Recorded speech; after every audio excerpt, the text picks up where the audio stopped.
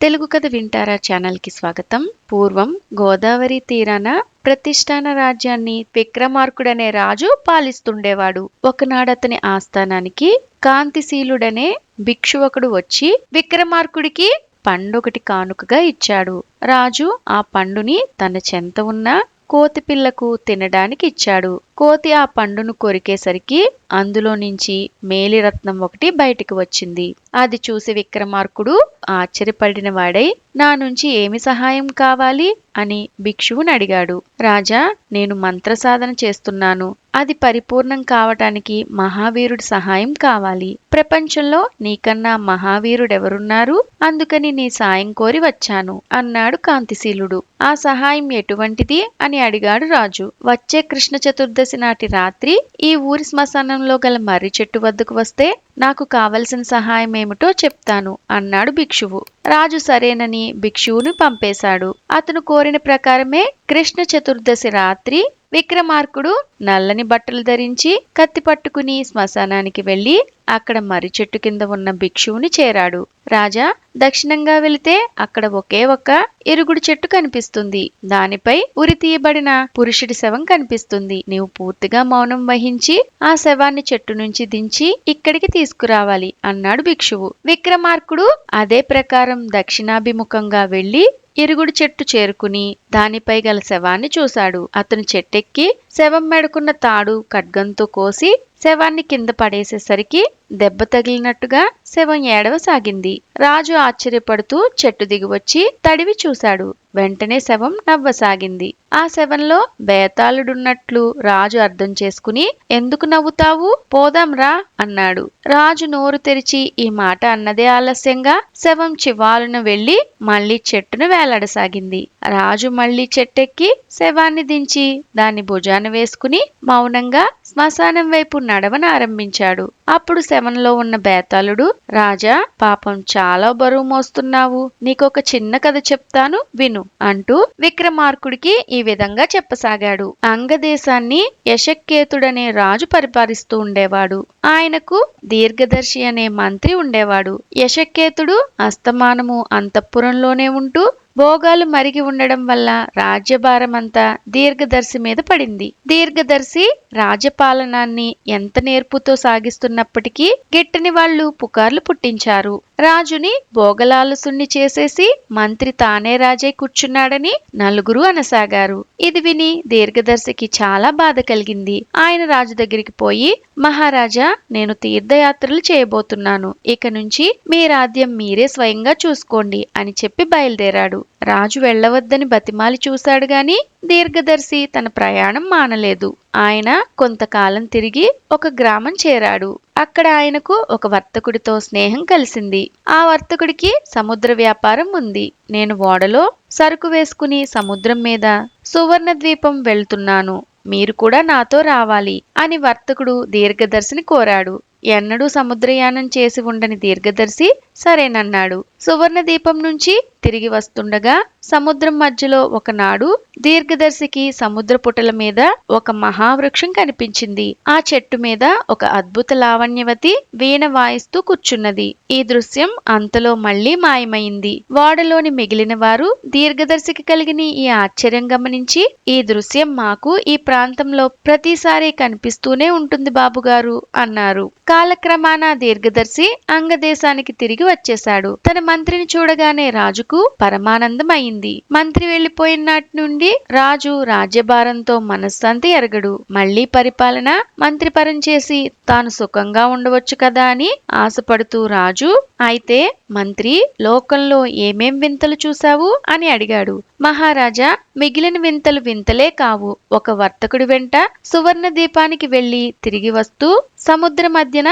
ఒక అద్భుత సౌందర్యవతిని చూశాను. ఆమె ఎవరో దేవతా స్త్రీ తప్ప మానవ స్త్రీ కాదు. నేను చూస్తుండగానే ఆమె అదృశ్యమైంది అని దీర్ఘదర్శి చెప్పాడు. ఈ మాట వినగానే రాజుకి ఆ స్త్రీని చూడాలని ఆత్రం కలిగింది. మంత్రి ఎంత బతిమాలుతున్నా వినక యశకేతుడు తన రాజ్యభారాన్ని మంత్రి మీద పెట్టి ఈసారి తాను యాత్రకై బయలుదేరాడు. ఆయన సముద్ర తీరం చేరిన కొద్ది రోజులకే సువర్ణ ద్వీపానికి ప్రయాణమైపోతున్న ఓడ దొరికింది. ఆ ఓడగల వర్తకుడితో స్నేహం చేసి రాజు అందులో ఎక్కి బయలుదేరాడు. ఓడ కొంతకాలం సముద్రం మీద వెళ్ళినాక ఒకనాడు రాజుకు కూడా సముద్రం మీద ఒక మహావృక్షము, దాని మీద కూర్చుని వీణ వాయించే స్త్రీ కనిపించారు. ఆ దృశ్యం చూస్తూనే రాజు ముందు వెనక ఆలోచించక సముద్రంలోకి ఉరికాడు. సముద్రం అడుగున చేరేసరికి రాజుకి ఒక మహానగరం కనిపించింది. కాని ఆ నగరంలో ఎంతసేపు తిరిగినా ఆయనకు అక్కడ ఒక్క ప్రాణి కూడా కనిపించలేదు. అయినా రాజు పట్టుదలతో నగరమంతా తిరగసాగాడు. ఆఖరుకు ఆయనకొక విలాస భవనం కనిపించింది. రాజు ఆ భవనంలోనికి ప్రవేశించి ఒక గదిలో హంసతూలికా తల్పం మీద పడుకుని ఉన్న ఒక అపురూప సౌందర్యవతిని చూశాడు. "నువ్వెవరు? ఒంటరిగా ఇక్కడ ఎందుకున్నావు?" అని అడిగాడు రాజు. "రాజా, నేను విద్యాధరిని. నా పేరు మృగాంకవతి. నా తండ్రికి నేనంటే ఎంతో ప్రేమ. నేను వెంటలేనిదే భోజనం చేసేవాడు కాడు. నేను ప్రతి అష్టమి నాడు, చతుర్దశి నాడు గౌరీ పూజ కోసం వెళ్లేదాన్ని. ఒకసారి ఇలా వెళ్లిన దాన్ని పూజలో మునిగిపోయి రాత్రి దాకా రాలేదు. నా తండ్రి నన్ను చూడగానే మండిపడి నన్ని నిర్జీవ నగరంలో ఉండిపోమ్మని శపించాడు" అన్నదా స్త్రీ. "జరిగిన దానికి చింతించకు. నేను నిన్ను పెళ్లాడక బతకలేను. మనమిద్దరము ఇక్కడే ఉండిపోదాం" అన్నాడు రాజు. "నిన్ను పెళ్లాడడానికి నాకు అభ్యంతరం ఏమీ లేదు. కానీ ఒక్క విషయం తెలుసుకో. నా తండ్రి కోపావేశంలో శపించాడే గాని నేను బతిమాలగా శాప విమోచక మార్గం కూడా తెలిపాడు. అదేమిటంటే నన్నెవరైనా పెళ్లాడిన వారం రోజులకు నాకు శాప విముక్తి కలుగుతుంది. నేను మా విద్యాధర లోకానికి వెళ్లి నా తండ్రిని చేరుకుంటాను. నాకెవరైనా శాప విముక్తి కలిగిస్తారేమోనని ఆశతోనే నేను సముద్రయానం చేసేవారికి కనిపిస్తూ వచ్చాను. ఇంతకాలానికి దేవుడల్లే నువ్వు వచ్చావు" అన్నది మృగాంకవతి. ఆమె మీద అపారమైన ప్రేమతో రాజు, "నువ్వు ఒక్క క్షణం నా భార్యవైనా నేను ధన్యుణ్ణే" అన్నాడు. మృగాంకవతికి కూడా రాజు మీద ఎంతో ప్రేమ కలిగింది. ఆమె అతన్ని భవనం వెలుపల ఉన్న దిగుడు బావి దగ్గరికి తీసుకుపోయి, "నేనిక్కడ ఉండే వారం రోజులలో పొరపాటును కూడా ఇందులోకి దిగవద్దు. దిగినట్లయితే నువ్వు మరుక్షణం భూలోకంలో ఉంటావు. నిన్ను విడిచి నేను ఈ శూన్య నగరంలో క్షణమైనా గడపలేను" అన్నది. సముద్ర గర్భాన గల ఆ శూన్య నగరంలో ఇష్టం వచ్చినట్లు విహరిస్తూ అక్కడి వింతలన్నీ చూస్తూ మృగాంకవతితో యశకేతుడు